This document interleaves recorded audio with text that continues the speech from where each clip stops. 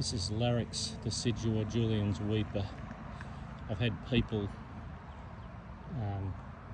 tell me that that's incorrect and it's camphor, but I keep going back to Larix decidua Juliens Weeper. That's what it was originally named as, and that's probably correct.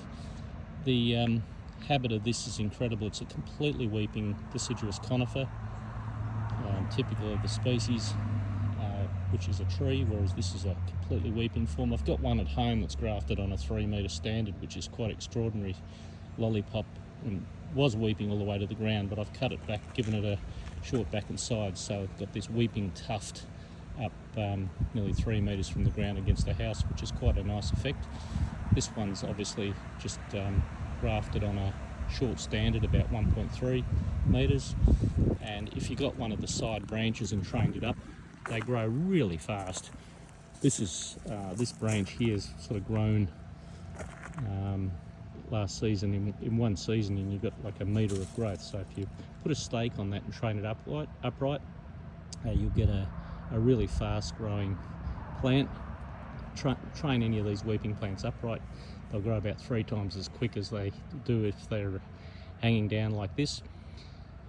Just stake them up, and then all the side buds along the stems, when you train them up, all these side shoots, they'll all hang down. So if you bring one of these branches up, all those little side shoots will all weep all the way down to the ground. So it makes quite an extraordinary natural effect, and I actually prefer that than all these weeping plants on lollipops up on standards. I actually prefer to train them from a low graft, train them up 2 or 3 metres, and you'll get a much more substantial weeping natural effect. So that's just my 10 cents worth, but I actually think they look much better. I saw them at Isley's nursery in America doing the same sort of thing with a lot of their weeping maples and some of their weeping conifers, and they just looked exceptional as advanced plants that have been trained up on a whole range of varieties of plants, not only maples or larch, but quite a few other things, weeping spruce and all sorts of things. So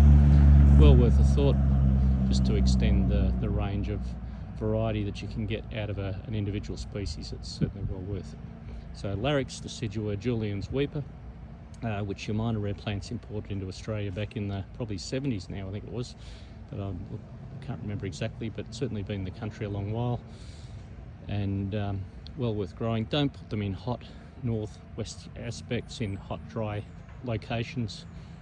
In Melbourne it'd be alright. If it's a morning south or easterly aspect, I wouldn't put them in a full blast northwest aspect in a hot dry garden in Melbourne. I don't think that's sensible, but put them in a south or easterly aspect out of the hot wind for sure, and make sure you give them a good watering in the summer, mid-spring onwards if it's dry, and you'll get a really lovely display. You get great russet, sort of goldy, burnt russety sort of autumn colours like on all larch, and these are grafted onto Larix camphori, which is a much hardier Japanese species. Larix decidua is particularly hard to survive in southern Australia in the drier locations. They can be, they only need a week or 2 of really extreme heat or dry, and you can lose them quite quickly. So not a great species to grow in Australia, but camphori, the Japanese one, is the best option. And then of course this weeping variety of Larix decidua being grafted onto camphori gives it its hardiness to a reasonable level, whereas if it was grafted back onto decidua, you'd have the same problem. They'd be short-lived, and you'd lose them in the first hot dry weather or hot wind. So keep that in mind when you're planting a larch.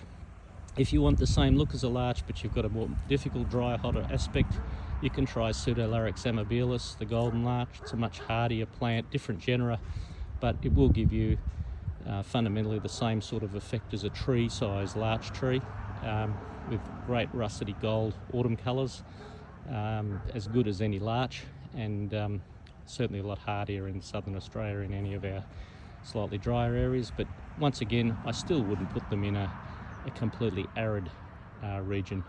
Put them in somewhere where they're going to get water, and be a little bit modest with how much northerly or westerly sun you give them and hot wind.